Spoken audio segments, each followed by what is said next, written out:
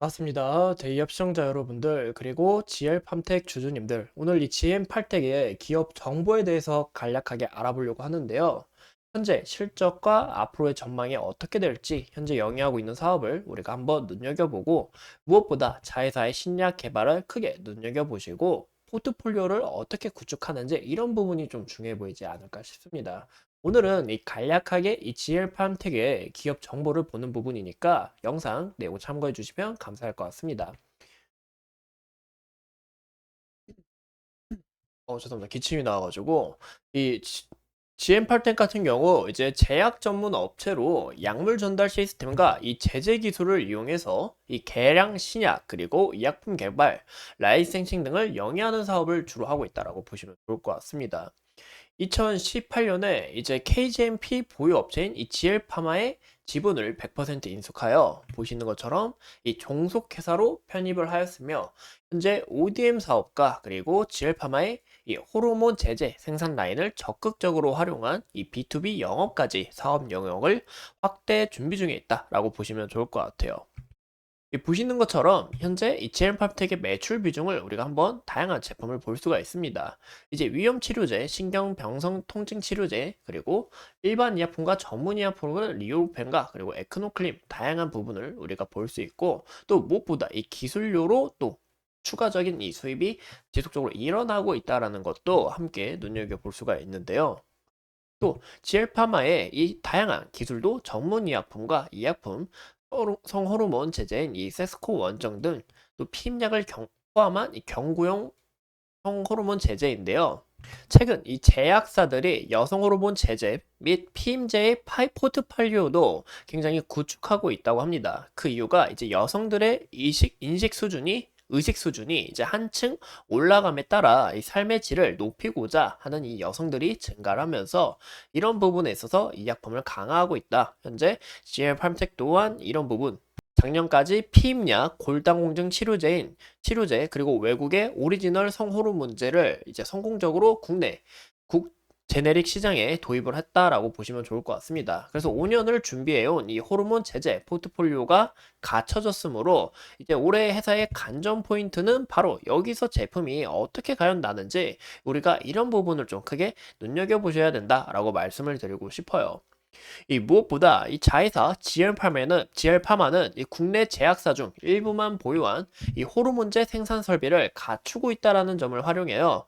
이 호르몬제 위탁 생산 그리고 위탁 개발 분야로 사업 영역을 확장했다. 성호르몬제 생산 시설을 교차적인 이 시설은 이 교차 오염의 위험성이 높아 이 독립적이고 분리된 이 설비에서의 이 생산이 의무화되어 있었습니다. 그래서 그 제조가 가능한 부분이 굉장히 극소수였다라는 거예요.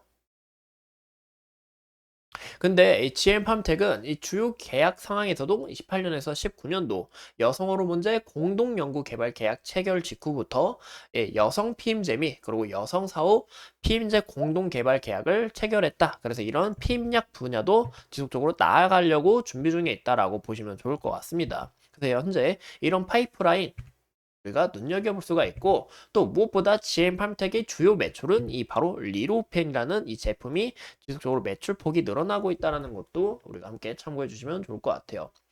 이 무엇보다 GM팜텍이 앞으로 주가가 상승하는 데 있어서 또 최근 주가가 상승하는 데 있어서 이 자회사인 오큐라 바이오사이언스를 크게 눈여겨볼 수 있는데요. 이 GM팜텍이 61.25% 그리고 아주약품이 30.8% 지분으로 설립한 기업입니다. 현재 신약 개발로 이제 안구건조증을 우리가 눈여겨볼 수가 있는데 이 안구건조증 치료제 기반으로 임상시험을 수행하고 이후 독립법인 독립법인 및 그리고 해외 임상시험을 확대 예정 중에 있다라고 보시면 좋을 것 같습니다.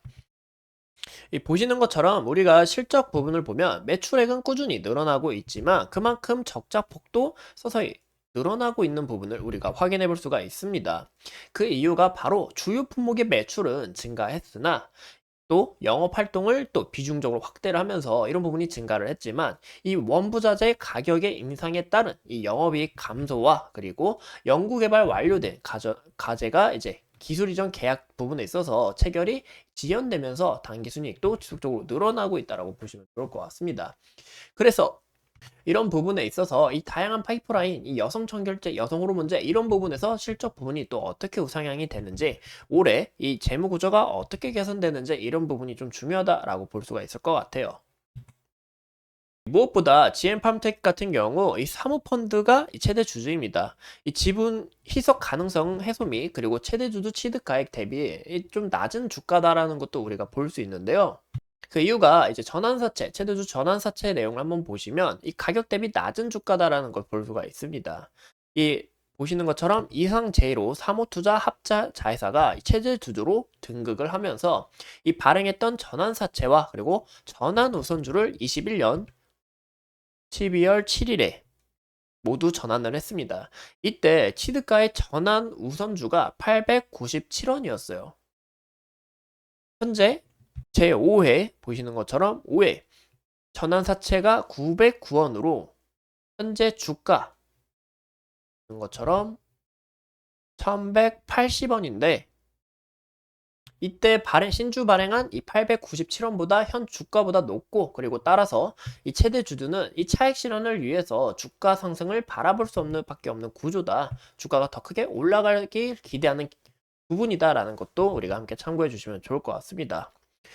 이상 이 GM팜텍에 대해서 함께 알아봤고, 앞으로 추가적인 이슈 우리가 끊임없이 살펴볼 예정입니다. 오늘도 소중한 시간 내서 영상 시청해 주신 점 감사합니다.